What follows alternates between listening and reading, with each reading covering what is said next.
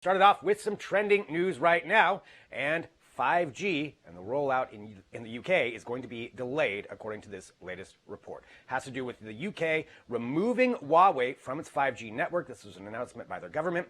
By 2027, everything from Huawei has to be removed. Now, there's a few reasons why this is very important. Number one, Huawei is one of the biggest providers of 5G infrastructure in the world, and this follows on the US ban that also went into effect. So, what's going to happen is this could end up delaying 5G access and 5G rollout in the UK by up to 2 years and could cost hundreds of millions of dollars, according to reports that are coming out about how they're going to be able to handle this and replace some of that infrastructure. So again, this is the UK doing this, putting up this ban. The US has already instituted something along these lines, and the pressure on Huawei is expanding worldwide. Now, again, the big thing here, 5G access could be delayed because of this. So Huawei, now being banned from the UK, not going to be rolling out there, could delay it by up to 2 years. By 2027, everything's got to be out of there. There's some initiatives to even move it up faster than that. So this does have ramifications when it comes all the way down to it, to how we will get access to 5G depending on where you're at. But pressure here could be pressure somewhere else as well. So again, a big trending story right now, just talking about how they're handling that and how that's going to change things there in the UK. You can follow up with more about that at digitaltrends.com. Continuing on with trending news, let's talk about Apple and how companies are returning to work during this, or maybe not. So we looked at some of these tech companies, some of these big operations, to kind of see maybe this will show us how other operations will follow suit.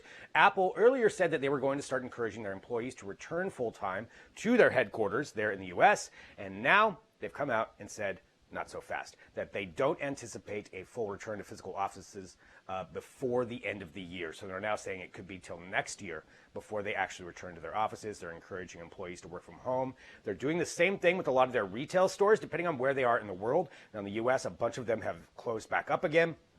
They're saying those are probably going to stay closed as well. They're encouraging their employees to work for their retail at home program, where essentially if you were going to contact an Apple store, you'd be talking to somebody remotely. They said that this is an experience they want to improve for customers and remove some of those significant wait times, and so really transition to this whole work from home thing, even with their Apple store locations. So some big news there from Apple, reversing course from what they were previously doing, where they did open up a lot of stores. And they also, like I said, were encouraging employees to come back to work, or working on a timeline for that, now saying it could be until next year, most likely, before they even have their employees going back into their main offices. So definitely some interesting developments there. We'll probably see some more things like that following suit, and seeing how these companies respond could definitely be an indication of how other things could go down. Read more about that at digitaltrends.com.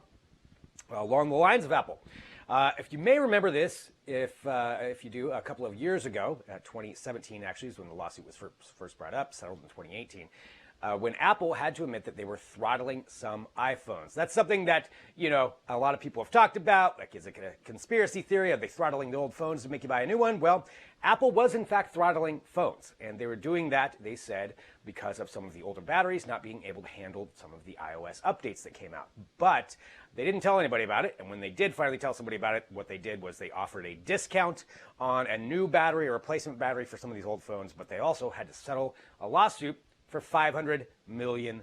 And if you had one of those phones, now's the time for you to collect. So you need to file the paperwork that goes along with this. We've got details at digitaltrends.com for you to walk you through it on everything. But essentially, if you had an iPhone 6, 6 Plus, 6S, 6S Plus, the original iPhone SE, or the iPhone 7 and 7 Plus, you could be eligible for some money. It's about $25, but give or take, depending on how many people file the claim. But nonetheless, you should be aware of that. So if this is something that you were waiting for, and you had one of those phones, don't forget to file your suit and get your money for that. So you have until October 6th. We've got the details at digitaltrends.com. You can follow along right there and take advantage of getting that money from the class action lawsuit.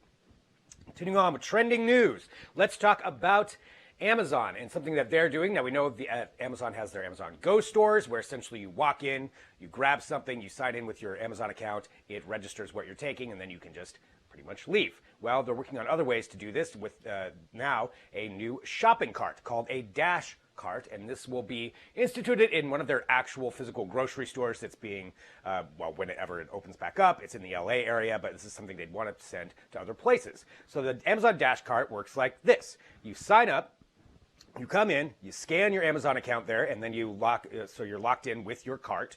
You walk around a store, you throw stuff in there, and it can actually register the weight. It'll know what you have in there. It's got a mix of sensors that'll also be aware of it. And then you just simply walk through one of the special aisles that are for the Dash Cart and walk right on out the store. It's designed to save time. He said is what they want to do. They want to make sure that you'll get in, get out. If you're like me, I don't like waiting in lines at the grocery stores. This does sound like something I would be interested in using.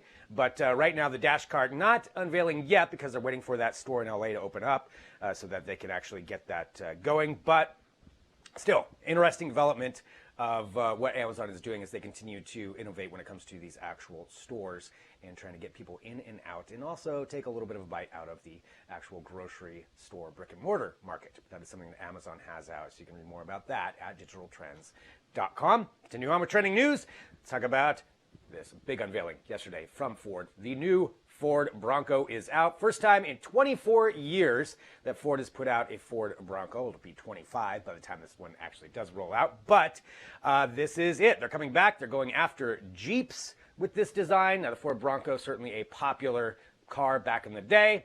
And now they're coming back with this. One of the things I wanted to highlight was the tech here. The tech side of things is pretty robust in this. So it's got several different ways you can control the car. It's got some automatic modes, 7 different ways that you can actually set it for depending on what your environment is. And it's also got a 360-degree camera system with spotter view.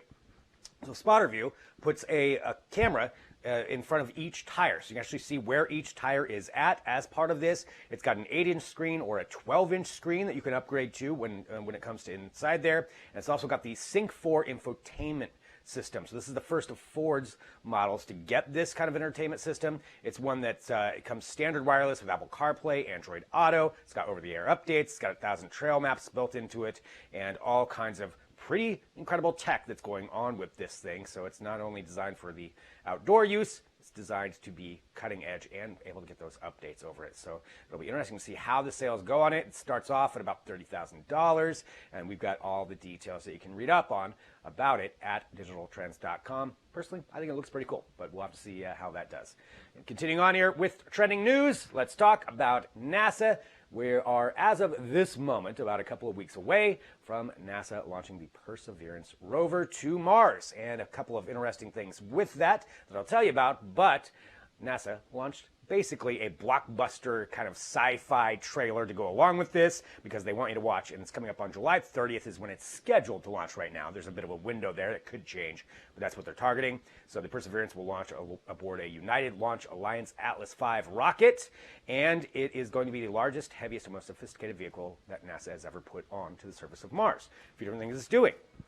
It's going to search for signs of ancient life. It's going to collect rock and soil samples that could eventually be returned to Earth on another mission, and it's going to prepare for future human exploration. Now, it's also going up with the first ever vehicle to fly on another planet, and that is the Ingenuity, which is a little helicopter that's going to be doing mapping routes for future Mars rovers and all kinds of other research that it's going to have going on there. So a lot of fantastic tech that's going up with this thing. Again, scheduled launch is July 30th, 2020. As you know, sometimes those things could be pushed back a little bit depending on what weather conditions are right then, but that is what they're targeting. A lot of details that we have at digitaltrends.com. It's pretty interesting stuff, so go there and check it all out.